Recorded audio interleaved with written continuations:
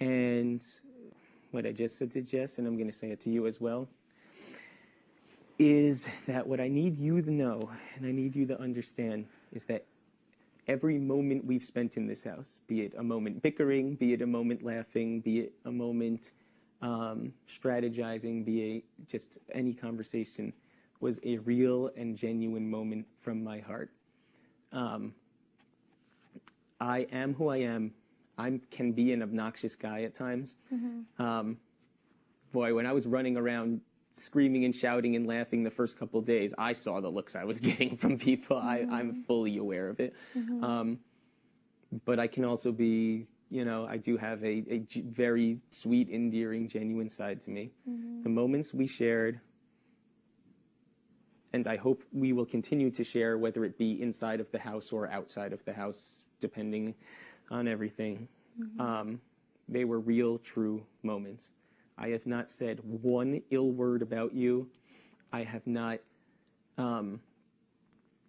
said boo about you to anyone, not strategically, not personally, not in the diary room, not out in public, nothing. You, I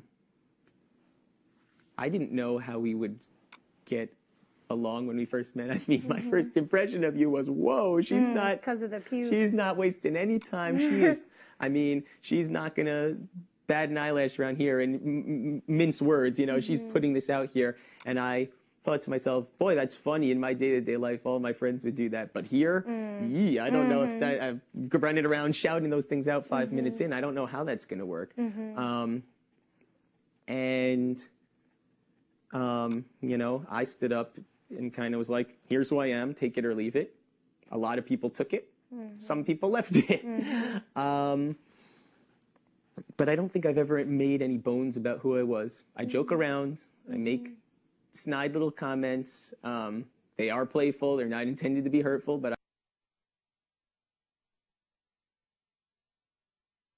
I care about the people I care about. I don't so much care about the people I don't care about. Not that I'm not interested in human decency towards all, but, you know, I'm very loyal and I look out for the people that I truly care about. And regardless of what they've said about me, regardless of what is true, entirely false, or half-truth, or mixed around in any which way, there's not a moment that you and I have shared where I was not being me, the same way that I would have been if I met you, you know, at school, you know, 5 years ago, or the same way that I will be if you call me up, you know, when this is all said and done, regardless of what comes out, what's transpired, or whatever. The sad fact of the matter is that they're wrong about almost everything that they're saying. I know what I've done. I know what I haven't done. Nobody else knows what I have or haven't done. They might not know where these things came from, but they didn't come from me. The sad thing is they've piled it so thick that it's practically impossible to bounce back from. And I'm basically getting the impression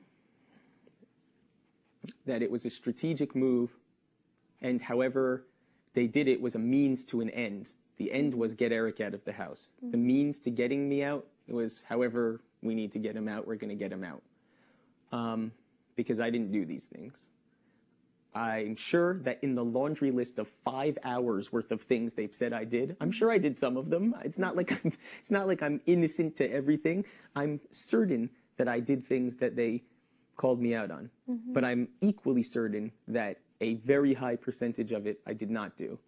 I know what votes I cast and didn't cast. I know that I didn't, in the middle of the night, put mustard on. I mean, this is just matters of fact. It's not really up for debate. I am fully aware of what I did and what I didn't do. They can say this, but it is what it is. You know, it's simply not true.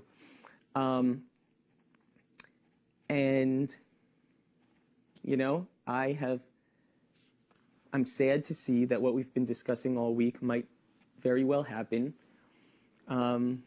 He's pulling the shots. He's trying to frame me that I'm the master manipulator. He's the master manipulator. If I was the master manipulator, I wouldn't be sitting in this chair, you know, in this position right now, having these conversations. He's pulling the shots.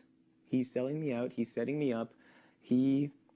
And he's a bad guy, and he's going to control it for a long time if we continue to allow him to control it. Am I the patron saint of the house? No, I've never thought that I was ever claimed to be.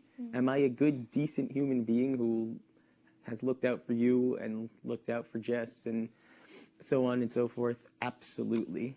I've also looked out for him and his daughter, but that's neither here nor there.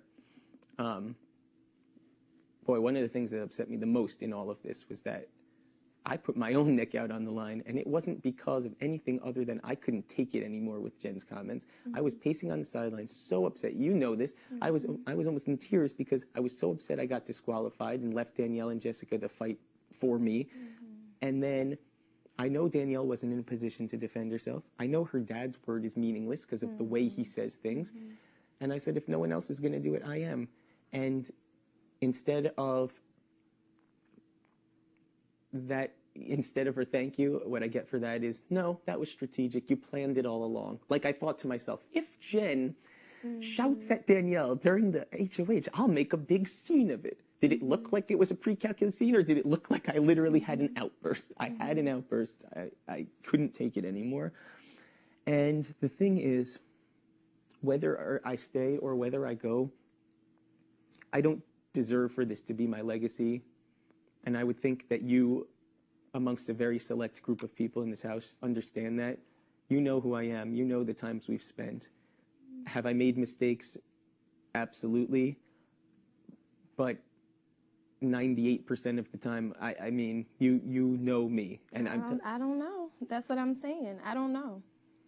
I don't know, Eric. And my whole thing is, I'm sitting there giving you my heart. I actually love you. And I'm on the sidelines, and I'm fighting, and now I have 5 HOHs, and not only that, but the person that I'm loyal to is potentially not even going to be here. And furthermore, I don't know now, the Eric that I see now is the same one that would put probably me and Amber up should he get HOH. Why? Because the perfect people to be sitting next to at the end is going to be ED and Danielle. So what am I to believe?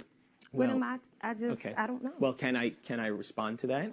I mean, I know it's not going to change anything, but this is the way. And I want to make it clear, not that you even asked me to. I just, once again, jumped out there, and I gave you my word with asking nothing in return. I said, I'm going to fight for you. I said, you have nothing to worry about. I'm going to try my best to keep the nominations the same. That way, I keep my word to Danielle, and I keep my word to you, in the possibility of, if you even went up. Still not even certain that that's how it would go, but hey, it's a possibility, and I want nominations to stay the same, so it's not a possibility. And here I will not even have another opportunity for HOH until it's 4 people left. 4. So I'm dealing with that, and like I said, I'm not pointing the finger at you. I know that it was my decision, and I know that you all on the sidelines. I'm aware of all of that and trying to tell me no, stop, and all of that stuff, but it's just blurred, and I'm just fighting my all because I feel like, you know, I mean, I love you. I feel like you're worth it. You know what I mean? So here I am left, and have I screwed myself in the game? I don't know. I can only take it 1 week at a time, but that was definitely genuine. Okay. From my heart. After Dick accused me of being nearly in tears on the sidelines during the veto because I knew what my fate was going to be. I was nearly in tears because I was touched by what you were doing for me, and I desperately did not want you to give up any of your money because you're one of the few people left that can actually even win the game.